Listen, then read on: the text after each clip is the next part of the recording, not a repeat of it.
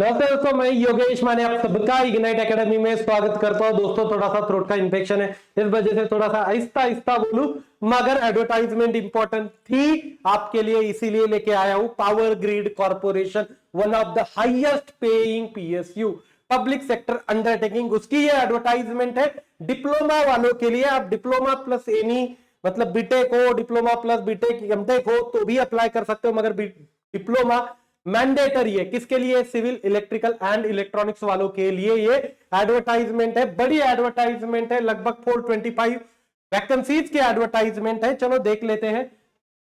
अब देखो, power grid ये क्या है? महारत्न कंपनी है। कैसी है? महारत्न पब्लिक सेक्टर अंडरटेकिंग, मतलब बहुत बड़ी पावर सेक्टर है और अच्छे जगह इनके ऑफिसेस वगैरह होते हैं।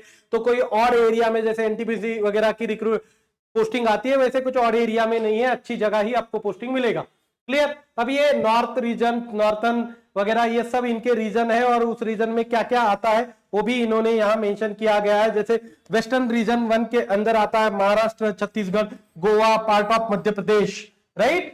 तो ऐसे हर एक रीजन में, जैसे साउथर्न रीजन में आता है आंध्र प्रदेश, तेलंगाना, पार्ट ऑफ कर्नाटका। फिर नॉर्थन रीजन 3 में आता है part of Uttarakhand, part of Uttar Pradesh, part of Madhya Pradesh, right. ऐसे उन्होंने रीजन्स दे रखे हैं। क्लियर? अब मैक्सिमम एज लिमिट क्या है? 23। कब तक होनी चाहिए? 23/9/2023 तक आपका एज 27।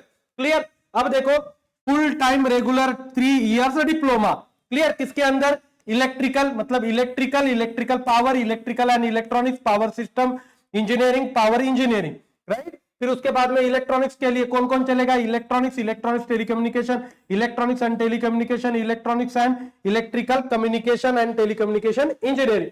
सिविल के लिए बस सिविल ही, और मिनिमम परसेंटेज 70 बोला है इन्होंने, राइट। इतने चाहिए आपके ग्रेजुएशन के। क्लियर? और नीचे लिखा हुआ है आपको डिप्लोमा चाहिए ही चाहिए, उसके अलावा एडिशनल कुछ होगा तो चलेगा, मगर मिनिमम डिप्लोमा चाहिए। आगे रीजन वाइज वैकेंसी दी है। NR1 में वैकेंसी 71 है, उसका ब्रेकअप भी दिया है कि अनरिजर्व कैटेगरी के लिए कितने होंगे, ओबीसी, SC, ST, EWS के लिए कितने होंगे। फिर नॉर्थ रीजन 2 में कितने हैं, यहां भी देखो, EE और CE, इलेक्ट्रिकल के लिए और CE के लिए, दोनों का पूरा वैकेंसी का ब्रेकअप दे रखा है। ये इतना पूरा रीड करते नहीं जाऊंगा, समझा दूंगा। EE और CE के लिए, अनरिजर्व के लिए 71 और 14 CE के लिए। फिर कैटेगरी वाइज उन्होंने डिस्ट्रीब्यूट किया है, चाहे तो स्क्रीनशॉट ले लीजिए, मैं साइड हो जाता हूं, राइट। ये पूरा उन्हीं का ब्रेकअप है। ये पोस्ट कोड है, पोस्ट नहीं है। नहीं तो आप बोलोगे सर आपने तो टोटल 425 बोला और ये यही 313 है। नहीं, ये पोस्ट का कोड है, ये वैकेंसीज है। क्लियर? हाँ, कॉम्पेंसेशन। अब देखो, आपको कॉम्पेंसेशन मिलना कितना है? आपके जब तक ट्रेनिंग चलेगी, लगभग 1 साल तक ट्रेनिंग चलेगी, उसमें आपको 27,500 ये स्टाइपेंड दिया जाएगा, राइट। जैसे ट्रेनिंग खत्म हो जाए 1 साल की, तो आपको एब्जॉर्ब किया जाएगा as a junior engineer grade 4 S1 in the supervisory category in a pay scale of 25,000 से लेकर 1,17,500। अच्छी खासी सैलरी, हाईएस्ट पेइंग कैपेसिटी होने वाली PSU है ये, बहुत तगड़ी सैलरी रहेगी आपकी। क्लियर?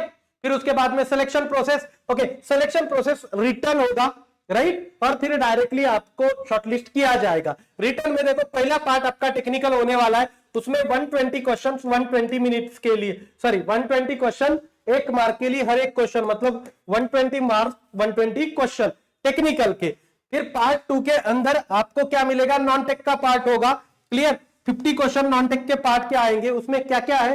तो वोकैबुलरी मतलब इंग्लिश है, वर्बल कॉम्पेंसेशन इंग्लिश का पार्ट, क्वांटिटेटिव एप्टीट्यूड है, रीजनिंग एबिलिटी, डेटा सफिशिएंसी और इंटरप्रिटेशन, न्यूमेरिकल एबिलिटी मतलब एप्टी, रीजनिंग, इंग्लिश। 50 मार्क्स के लिए, 120 मार्क्स का टेक्निकल। हर चीज 1 मार्क के लिए रहेगी, 1/4 आपका निगेटिव होगा।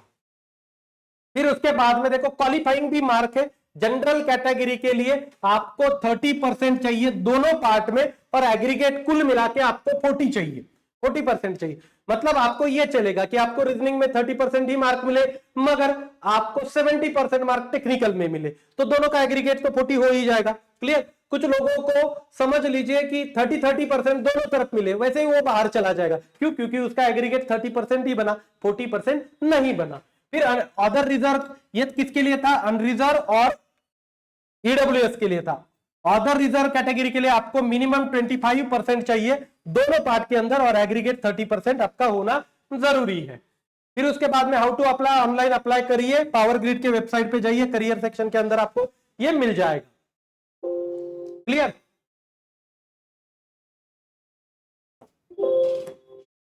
फिर उसके बाद में फीस काफी कम रखी है उन्होंने बाकी पीएसयू के कंपैरिजन में, या बाकी एग्जाम्स या आईबीपीएस टीसीएस के कंपैरिजन में बस 300 रुपए ही रखे हुए।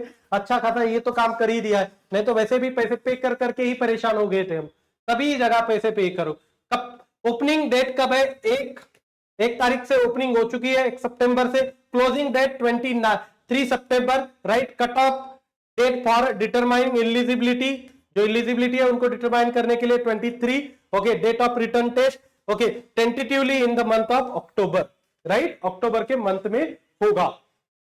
Exact date will be notified on the website, right. ये हमारी तरफ से पूरी जानकारी आपको इसके बारे में रही, ऐसी पूरी जानकारी देते रहेंगे। आप बस चैनल को सब्सक्राइब करके हमारे साथ बने रहिए। इंडिया में जितनी रिक्रूटमेंट आएगी आप तक पहुंचाया जाएगा। तो यार रुकता हूं। Thank you so much guys for listening. Thank you so much.